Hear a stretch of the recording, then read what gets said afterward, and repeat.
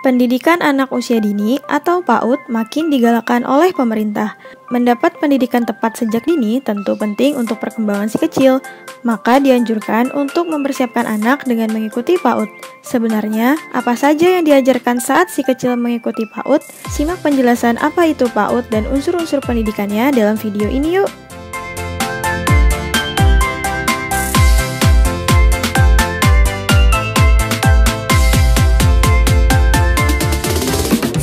Wow.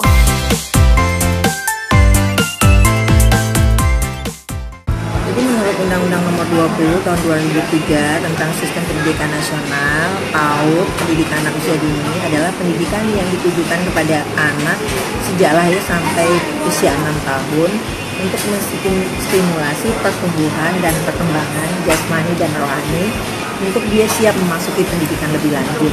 Ya. Jadi ada 6 aspek pengembangan yang distimulasi dan itu harus berimbang. Pertama adalah moral agama, kemudian ada kognitif, bahasa, kemudian seni, kemudian fisik. Nah itu yang diberikan kepada anak-anak usia dini. Sehingga pendidikan anak usia dini ini bukan seperti akademisnya atau di SD, di SMP, di SMA itu bukan. Jadi aktivitasnya bermain. Jadi belajar bagi anak usia dini, metode satu-satunya dan yang terbaik cuma satu, adalah metode bermain. Maka guru di pendidikan anak usia dini harus memiliki kompetensi sebagai seorang guru PAUD, di mana dia mampu merancang kegiatan bermain anak sebagai sebuah sarana belajar anak terhadap 6 aspek pengembangan yang kita sebutkan tadi. Pendidikan anak usia dini itu kalau menurut undang-undang dan kenyataannya seperti itu adalah melalui jalur informal. Berarti ini adalah rumah tangga, keluarga. Makanya disebutkan sejak lahir.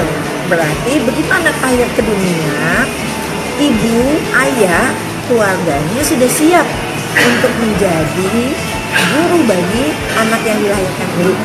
Apakah rumah cukup? Gitu kan pertanyaannya sebagai PAUD. Tergantung seperti apakah PAUD di rumah dilakukan. Apakah orang tua sudah mampu benar-benar menjadi seorang guru bagi anaknya? Kalau orang tua mampu menjadi guru, berarti orang tua harus memiliki 6 tugas guru. Itu adalah merencanakan pembelajaran, kemudian melaksanakan pembelajaran, menilai, membimbing, mengasuh, dan melindungi. Nah, harapan kita sebenarnya adalah ketika di rumah anak belajar melalui bermain edukatif, ketika kemudian di lembaga PAUD juga seperti itu, jadi ada kelanjutannya. Sehingga setiap detik anak terjadilah sambungan sel otak 1,684 juta sel otak per detiknya.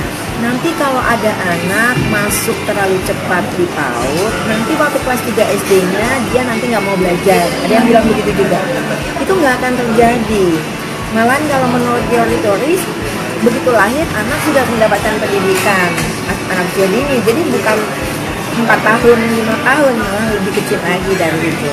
Persoalannya sekarang adalah bukan konsepnya, bukan teorinya, bukan standarnya, bukan kurikulumnya yang salah.